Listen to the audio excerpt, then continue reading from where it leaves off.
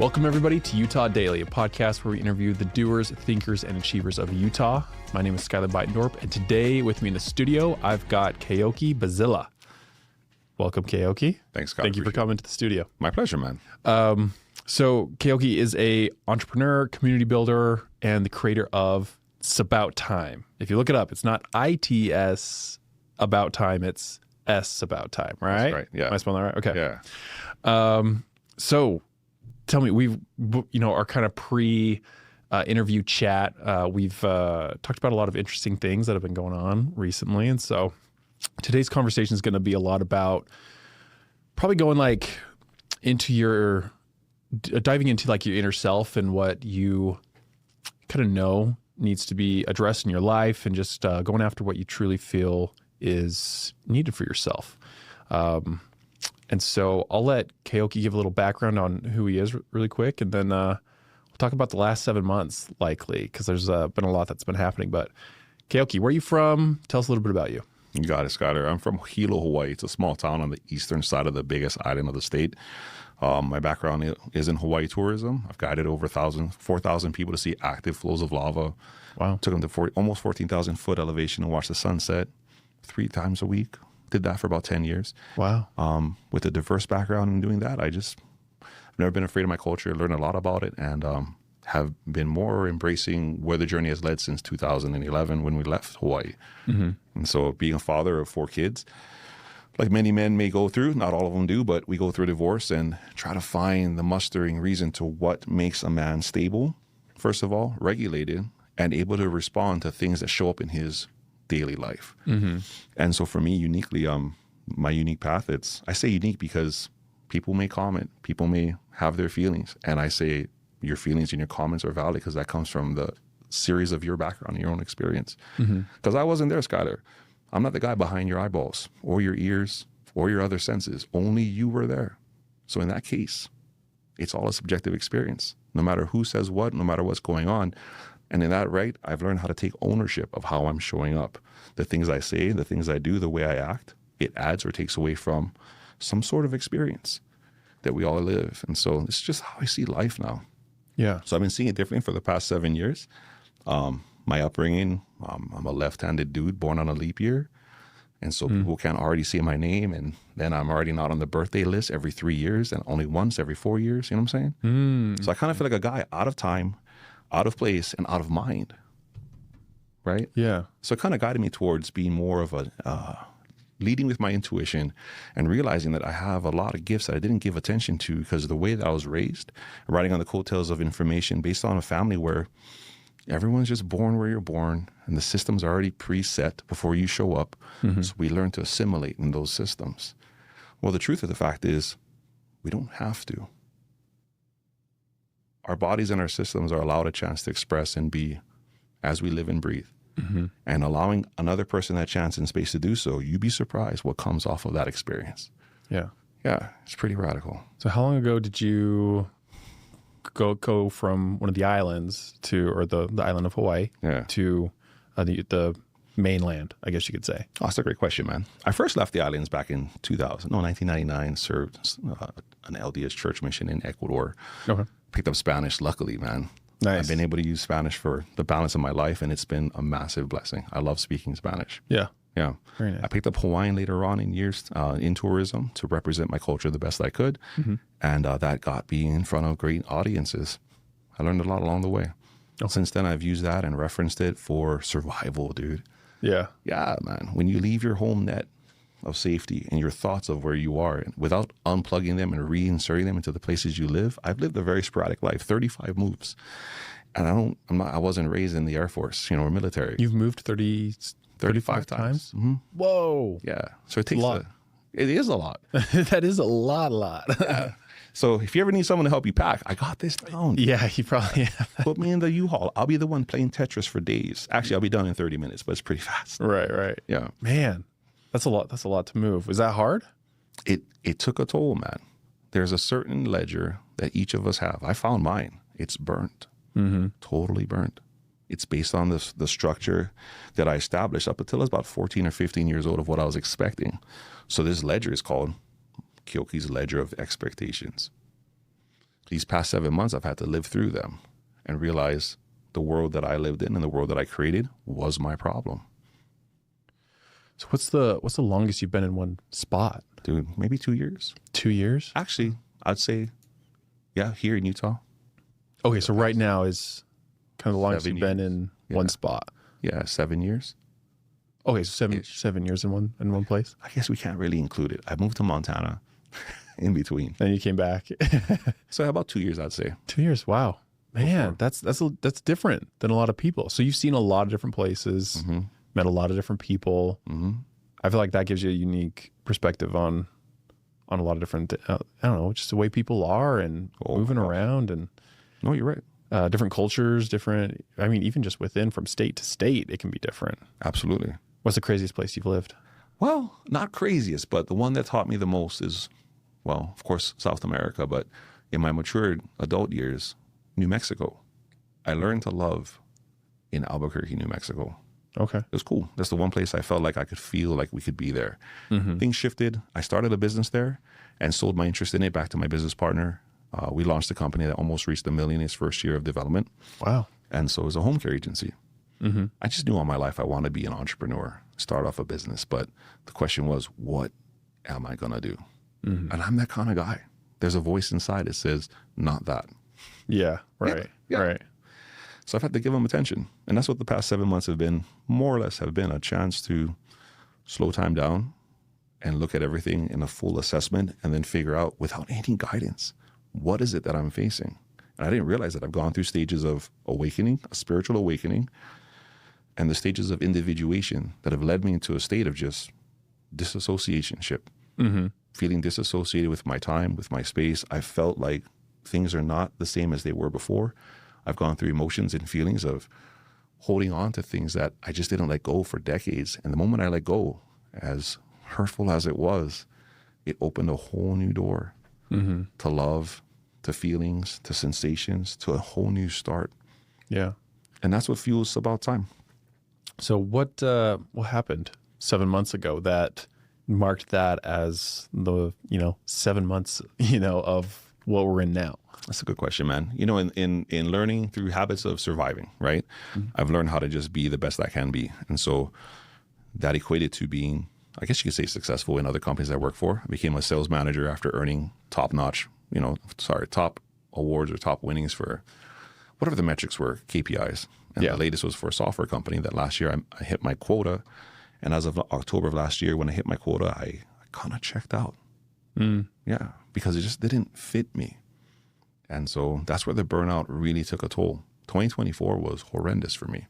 Yeah. Yeah, horrendous. And so I didn't realize, though, that ledger was taking more and more weight from my, I guess you could say, my active attention. If we all have a set of random access memory, I was maxed out. Yeah.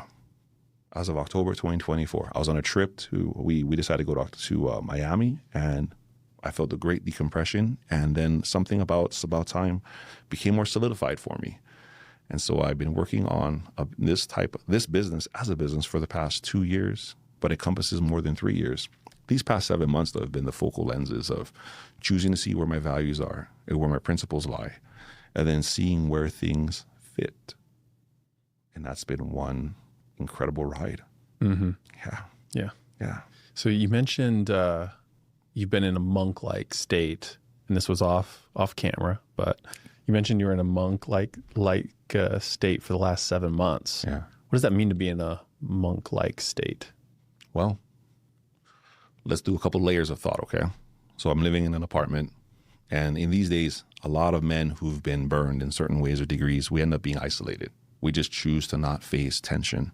By default, I'd rather just pick up McDonald's, not even make a dinner, not even worry about my kids or where they are, and just say, I got through the day, right? That eventually turned more into me focusing on what it is that I'm trying to make as a business.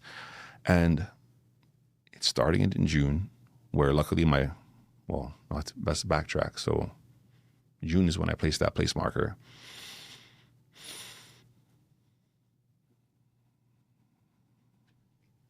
I was able to talk to my parents for real, for the first time in my life. because they weren't going to go anywhere. They came to visit me for my daughter's graduation from high school. So it was at the perfect timing of events. This was May of last year, where something started to no longer crack, but it started to heal. And so from June of last year till just recently, maybe about 3 weeks ago, it was an inward journey where I felt like no one could understand it, but I was having amazing experiences all by myself of healing, letting go, transformation. I've lost 30 pounds. I've been able to really design what is the thing that I'm looking for, what I want out of my life. And without any influence, I've learned that there are 3 parts to why I make a decision. First is I have these urges. We all do. Food, bodily functions, whatever they are. It's the stuff that makes us get off of our butts to go do something. Then there's external sensations called influences that we are inspired by, motivated by, or we want to attain, and we go for it. The last one are these impressions. And I found that I have different sounding voices in my head. It sounds crazy, but I've been able to track it by using a system. So I created a pattern to map myself. And in this monk-like state, that's the thing I exercised in. So this is my martial art. Yeah. Yeah. Okay. I've incorporated versions of Tai Chi, and I have a background in dancing hula. And in using my own voice, I created audio tracks for myself of speaking kindly. Yeah. Because ain't no one else doing it, man. No one's speaking kind to me. Is anyone speaking kind to you besides your spouse? I'd like to think my family is, yeah. You'd like to think, huh? Yeah. Go and check if they do. Yeah. Yeah, I'm pretty sure they do. And so having these types of recordings for me helped me to truly be real. And so some of the recordings are exactly real, and others are filtered, and I realized how hard I'd been on myself. Yeah. It's like an amplification of a simple issue or something that happened back in the past, and I blame myself for it. But I came to realize through a mapping system who's really at fault. And the majority of the time, it was me. So my statement with sAbout Time is I came to find that I am the problem. Yeah. Yeah. And there's a practice in ancient Hawaii, contrast to the version of this word that came about in the late 70s, early 80s of ho'oponopono. I'm not sure if you heard about this word before. My mother practices the ancient style of it's mediation. So to mediate as an unbiased individual amongst families that are trying to make the system work. So if you take that by extension, ho'oponopono is the intention is to set things right, but it doesn't mean that you tell us how it's done. It's a matter of people coming together and saying, okay, I can change me. And that's it. The later version of ho'oponopono that gets caught up into the spiritual side of things, people use this oftentimes for healing and for reflection. It's just 4 phrases. It's I love you, I'm sorry, please forgive me, and thank you. That's the practice of ho'oponopono. In this practice, a gentleman in the 80s was able to heal an entire psych ward as a psychologist, and he only looked at their folders, their portfolios. He never actually met with them individually. So he practiced ho'oponopono by the practice of clearing his space. So imagining that your space is 100% subjectively yours. Everything I do, everything I say, everything I see is mine. It's already mine. It's meant for me. It's already there. But I don't have any ownership over it. I have ownership over my actions and my thoughts, my urges, my sensations on the inside. So when I see it that way, I've been able to approach separate layers and see to what point I am responsible. So sAbout Time is about being responsible. It's about mapping yourself. It's about taking ownership of the things that appear to be problems in one's life. And in doing these steps, I found that as the problem, in checking myself, I don't have problems. I just have things I've yet to heal. Yeah. Yeah. So now a friend of mine I facilitated a couple of retreats for men, and one recently for a group called the Hero Brotherhood. They're a great group based here in Utah, I think in the Highlands area or Cedar Hills, wherever they are. A gentleman there, and he is a life coach. He's great. And he said, I'm constantly looking for the next thing that I'm resisting. He's looking for resistance. And he was an inspiring man. Yeah. So I used that. And so through all these practices, Skylar, there's a term in the spiritual space that's called alchemy, taking separate ingredients and making a whole new outcome, either through a finished product or raw ingredients. You can then create something that's all yours that works for you and your system. And there are different ways of describing it, and people across the valleys can say, but this is what it means, this is what that means. And I can just say, hey, for me, it means this to me subjectively. And that's all my system needs to hear, because my language inside, puedo hablar español, aiolica lelo Hawaii, whichever language I choose, it's still the same words, but the senses change. I learned that, dude. Spanish is not the same as English. Like the word right in Spanish, it's either you're going to turn some way or you are in the right. It kind of sounds the same in English, but there's just some small changes in between. Because of those changes, our mind tends to do its default problem, which is to fill in the gaps. And then since we don't have actual details and data, we rely on our mind because it's helped us out in other times. So we kind of give it a blanket, okay, I'm going to believe you over the actual reality. And that's where we go wrong. And that's how I found out I was the problem, by not knowing all the details. Sounds like you take responsibility over your life and your thoughts and choices. It's about time, man. Not everyone does. Yeah. How long ago was sAbout Time started? Really? It started not too long ago.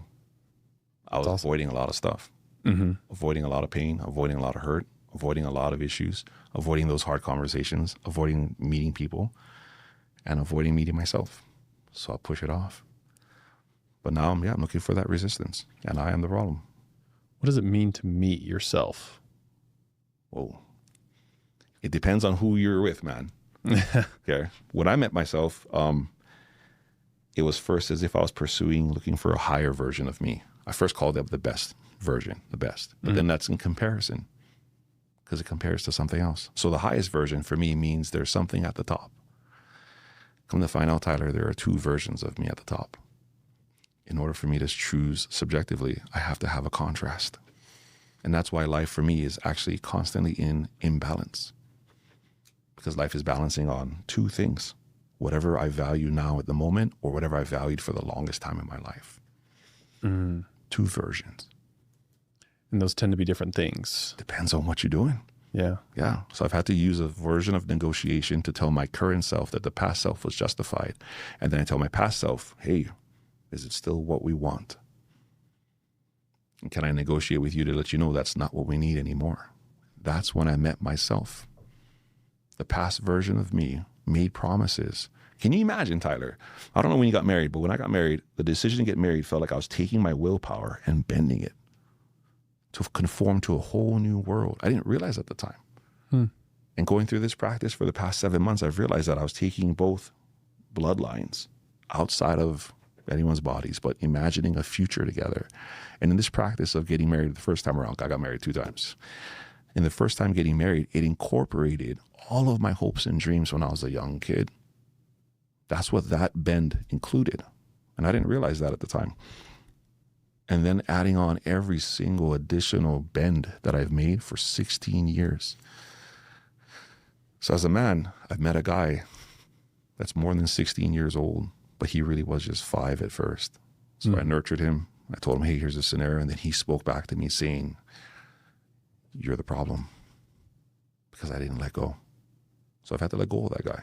And then it matures. Mentally in my mind, I imagine now I'm more of like a 33-year-old, but I'm turning 46 next month, you know? And so I'm allowing it with grace and speaking kindly to myself. So whenever I have these epiphanies, as most folks do, I oftentimes find myself saying out loud, the world should know this. Everyone should change. The world needs to be better. I realize the secret is it's my nervous system telling every alert part of us, we need to make a change. So in saying it that way, I realize I don't have to change anybody. So all those sensations that I've ever gotten of, I figured it out. I should tell my neighbor, I should tell my friend, I should tell people about this. I've learned to just hold it to myself and say, you got to filter it through you first. So these past 7 months, man, I've created this system using Canva, using ChatGPT, using retreats, using stories, using plans. I draw all the time. And nothing made sense to be a business. It wasn't until I realized I needed to adopt all of this as my own personal practice. And the world changed without changing anybody. That was radical. It was unexpected. Cool. That's really cool. Yeah. Sounds like you've been working on that a long time, very deep. It's the 17th version. Oh my goodness, 17. You could say, man. There we go. Yeah. So tell me, if someone's wanting to redesign their life or even just design it for the first time, maybe they've just been living based off what other people said they should do their whole life. Where does one start in that? Whoa. Where does one start when it's time to transition, you saying? When it's time, time to transition. And Yeah. I think there's a lot of people that have been told how they need to live. And so that's how they're living. But they know deep down, even on a small level, that they want to do something different, or they want to live their life in this way or that way. Yeah. How does someone start to take take those first steps into doing what they know they need to be doing? Well, Tyler, I'll share with you all the information and say what you need to do as if I'm talking to my former versions of myself. You cool with that? That's how I would want you to answer it, yeah. Right on. I'm only authoritarian over myself. So here we go. I would grant myself 3 years. 3 years. Because as a 40 or 30 or 20-year-old person, every decade has been a follow-through commitment on your original plan. Every decade, every year, every moment kind of follows a beat that you made a commitment to. And if you're married, if you have other relationships where you have to keep that in that track, those are the things no one talks about. Because who wants to have a 3-year plan? No, and we want it right now. Exactly. So if you want it right now, you wonder why there's redundancies and loops and people falling back and not actually making progress. So we're sold on the fact that it's instantaneous. We're sold on the fact that there's a fast, quick cut. The true fact of the matter is you can get as connected as you want with your spiritual self. If you really want to see changes, it'll take constant commitment to a tether of your latest cornerstone as it advances forward. Tracking that system and having a clear set view of where you're at. And then from there, monitoring and adjusting with every conversation you have with yourself and people around you, you'll then see the shift. And then you're going to realize your values totally change. And regretfully, I had to end my second marriage because I realized it wasn't aligning with where I needed to be. So last year I got divorced for the second time. And she can say whatever she needs to say to make herself feel exactly safe. On my side, I needed to also feel safe. And that's what happened to that relationship. It just wasn't safe. And so in being honest with myself and practicing the tools that I picked up along the way, I mean, there are dozens, man. I found tools along the way that helped for a season, but none of them helped the entire time. It seemed to be a space of pick up a tool, use it for the battle, and then move on to the next realm. So yeah, the advice I can give is to get buckled up and locked in. Because your life is all yours. It doesn't matter to anyone else but you. And at the same time, man, you can make all the mistakes you need to. Just don't die. And also don't accost anyone else's time or their life. If you can manage in that space, that's a huge range to then just figure you out. What do you think is the biggest resistance people face when trying to take control over their life? Oh my gosh, it depends on the person. So I can speak to my former selves and saying, hey, Keoki, it's fine that we forgive ourselves and let go of our family.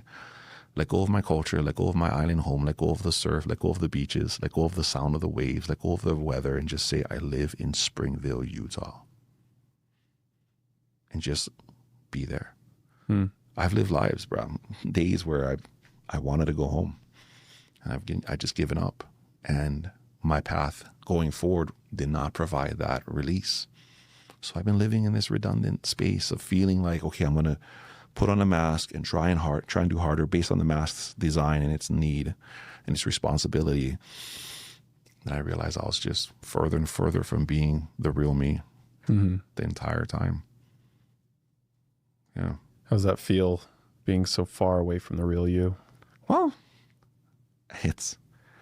I can't say now because there's a threshold. You just pass through.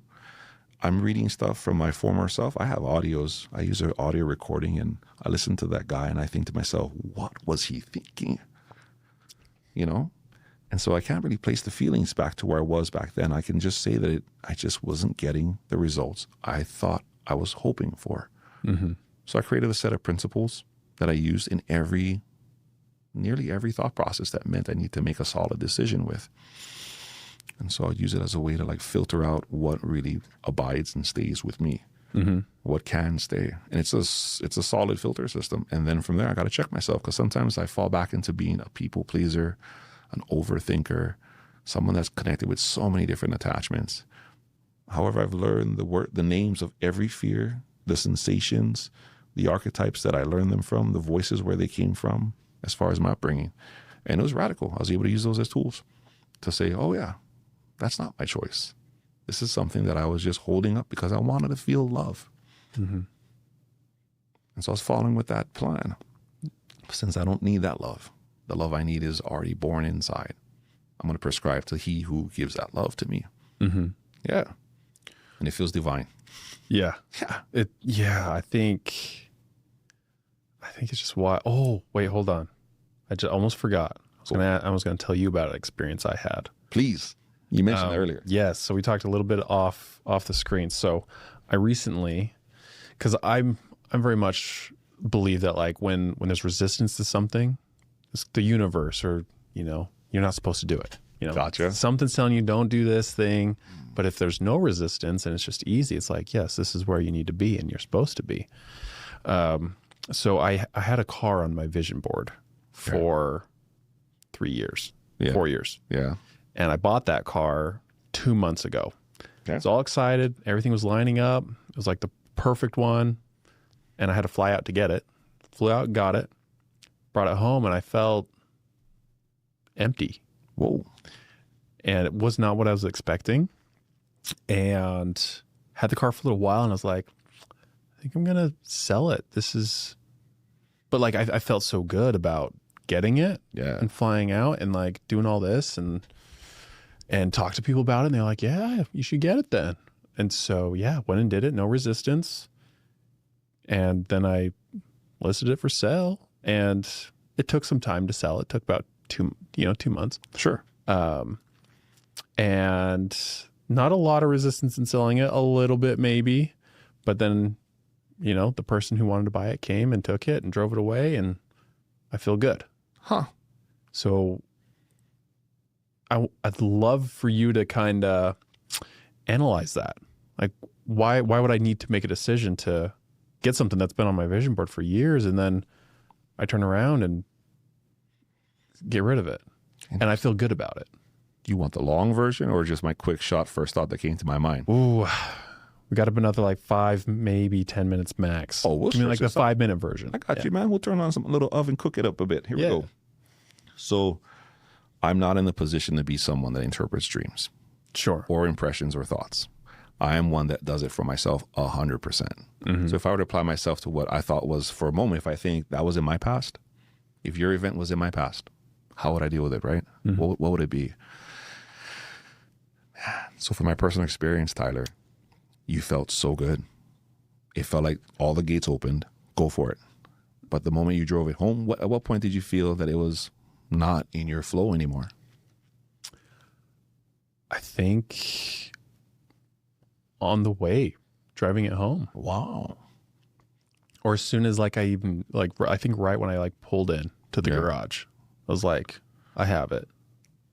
And, This is interesting, Tyler. I'm going to use this chance right now to just help paint a broader picture, okay? Yeah. Life is interesting. It can be everything and anything we've ever heard of, thought of, being influenced to believe in, until you start to decide for yourself what life is. Each of us have that power. We can each decide for ourselves. It wasn't until I understood how to define the word enough in my life, and then satisfaction is a partner to enough. So once I knew what satisfaction was, dude, I changed my world. It seems like you're chasing a type of satisfaction that filled a vision of a space that was you. 3 years ago, you said? It's been on your wall for 3 years? Yeah. Then that's your 3-year-old self, 3 years ago self that wanted it. And it became a vision, it became an idea, it became a thought, and it became a reality. You made it happen in 3 years' time. Use that, man. That's a marker for your own little tether to your life. Yeah. How long does it take for you to align the amount of funds, the amount of intention, the amount of power to then say, I can get it? So this isn't a loss, man. I'm not telling you the reason why you ended up not feeling it, but I'm letting you know there's a side lesson here for you having tracked that process. You can have anything you want in life. Use the same techniques. And then when you end up driving that puppy home into your garage and you feel like it's not meant for you, you figured out how to filter it out. Many people don't take the chance, man. They let their thoughts think, okay, if I buy it, I don't have the money. It goes down another path of thought. But if you think, I want this really bad, cool. Then you learn your lesson. It was actually a lesson, bro. Yeah. That's what I'll think about myself. And the reason why I think about it this way is because I believe in oneness. There's duality, which says that this table part is brown and this part is opposite of this edge. This is a duality. You have this edge here on the south, this edge is the north. Mm-hmm. So it exists. But it's actually one table. Right. Yeah.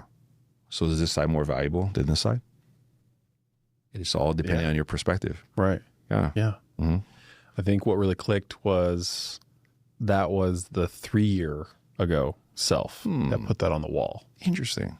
The self of me before I was married, before, and we're expecting to have a kid.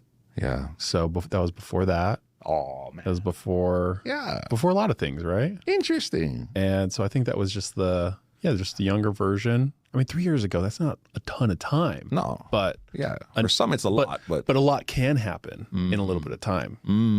It's true. I mean, marriage, child. Yeah. Let me highlight something, okay? Yeah, that desire for that car is righteous. I'd say it's not righteous. It's a sensation that feels well in your system, and you're entitled to have anything you want to feel well in your system. Anything, okay? Regards to marriage and children, that's part of what I call, a friend of mine taught this word to me, and I've never let it go.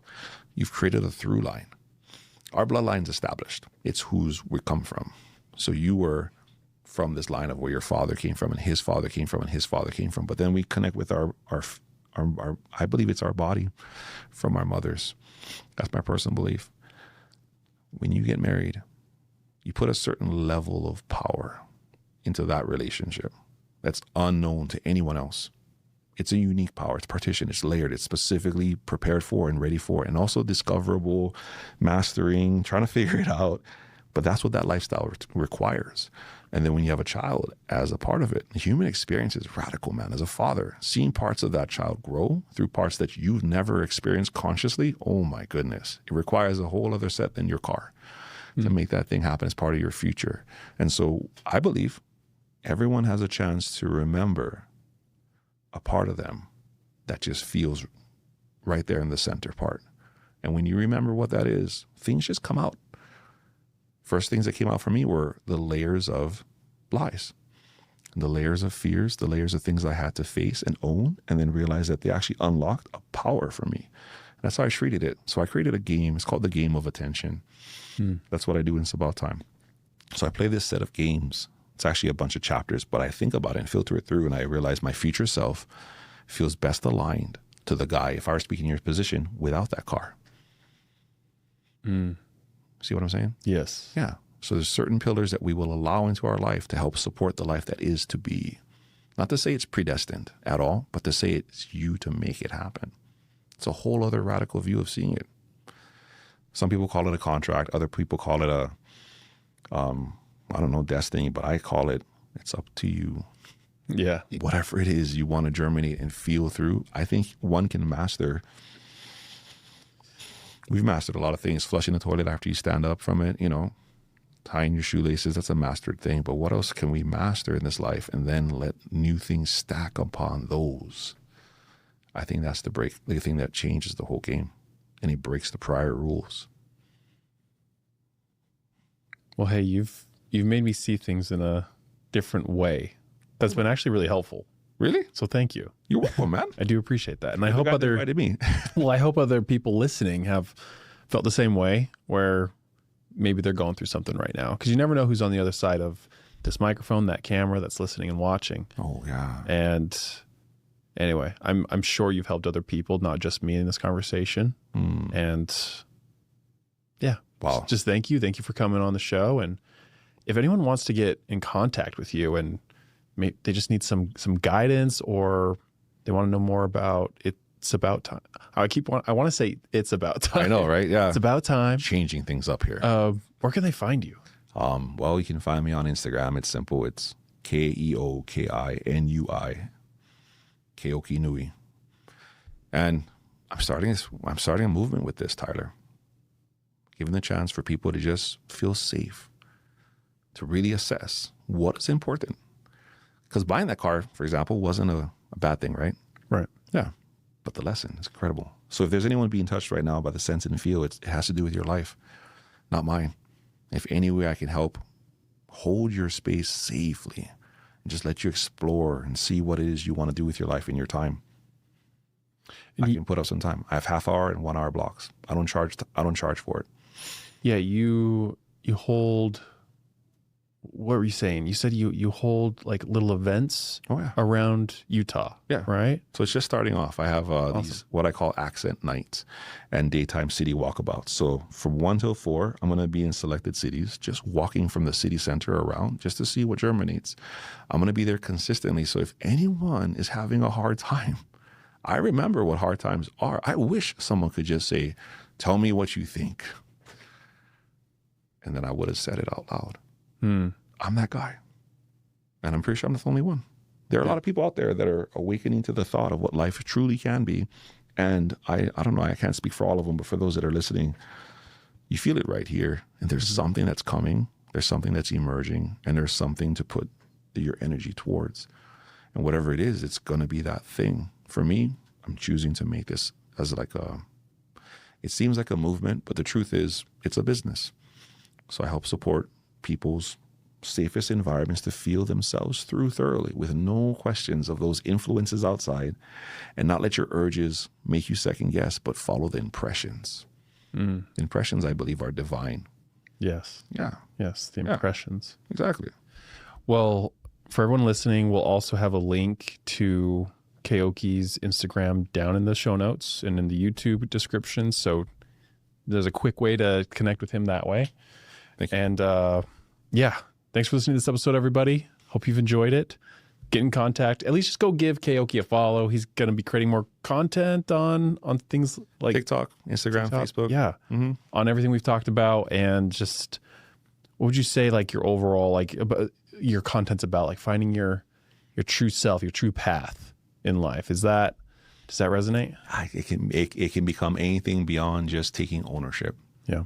Once you're ready to take ownership, 100%, you're going to be surrounded by people that are mastering themselves in this community. That's the one filter I keep. You can't just show up and say, oh, let's hang out. No, man. We're showing up because we want to take ownership. So these people that you're going to see in this community are mastering themselves. They're leaving behind the things that would hold them back, the burdens, the chains, the ropes, the ties, whatever kept them in their mind stuck from progressing to living the life that they feel is possible. Yeah, I'm living that life right now. Love it. Yeah. You seem happy. I know that your purpose right now is to help people. I can feel that, and I know you're doing that. I appreciate you. Thank you. Thanks, Tyler. Yep. Thanks, everybody, for listening. Catch you next time. See ya.